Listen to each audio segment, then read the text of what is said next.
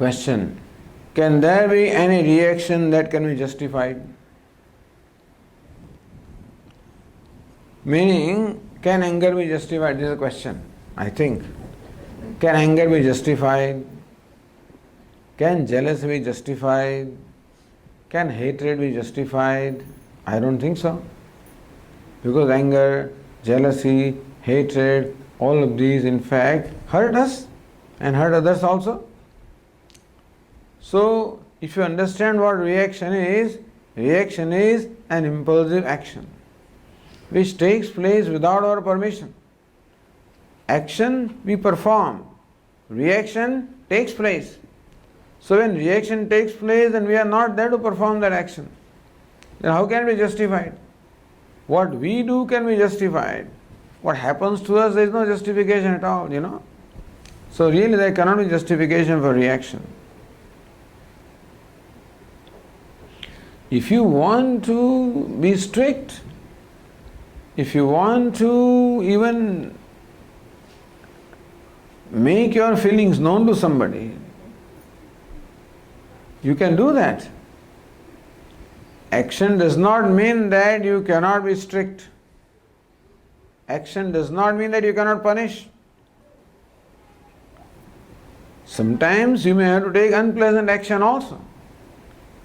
Sometimes in our life, there are many instances where you have to take unpleasant decisions, make unpleasant decisions. But as long as they are done deliberately, with the proper analysis, so long they are all right. It's not reaction, it is the deliberate action. That before taking unpleasant action, I have deliberated upon the pros and cons, and then I have come to a decision that this is the right thing to do for the sake of organization, for the sake of this, that, and whatever the objective is, that requires me to take this unpleasant decision, is not for my ego, it is for a higher cause, then that also is okay. That also can be called action. You can slap somebody, it can be an action, provided it is done with deliberation. Somebody is drunk, you may need to slap him, to wake him up, perhaps. Or you think that somebody needs to be chastised, you can punish, if there is justification for that. So action does not always mean remaining passive, etc. Action means doing what is right in a given situation. And that can be pleasant or unpleasant, provided it is done with the right motive. Right motive. Swamiji, if there is an action and a reaction, between action and reaction there is freedom of choice. If the freedom of choice is performed in a detached manner, would that be equivalent to samadhi?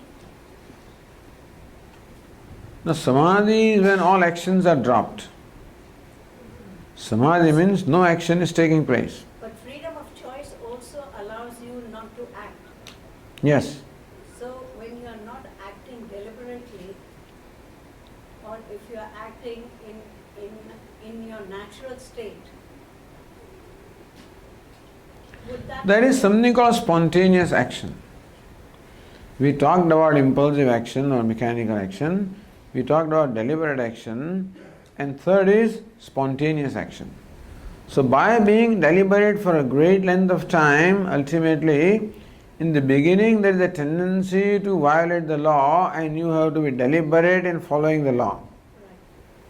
In course of time, by deliberately following that law for a great length of time, you will do it, it will become your habit.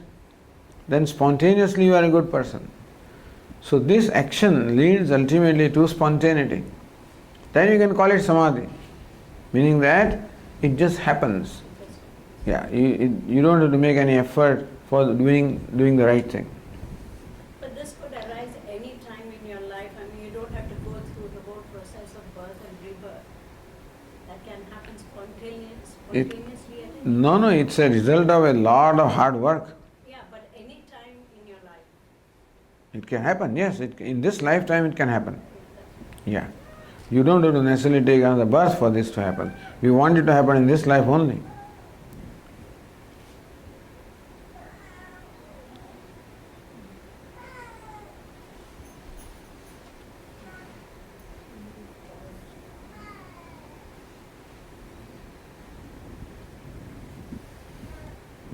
Okay? Any more questions? I just have short announcement.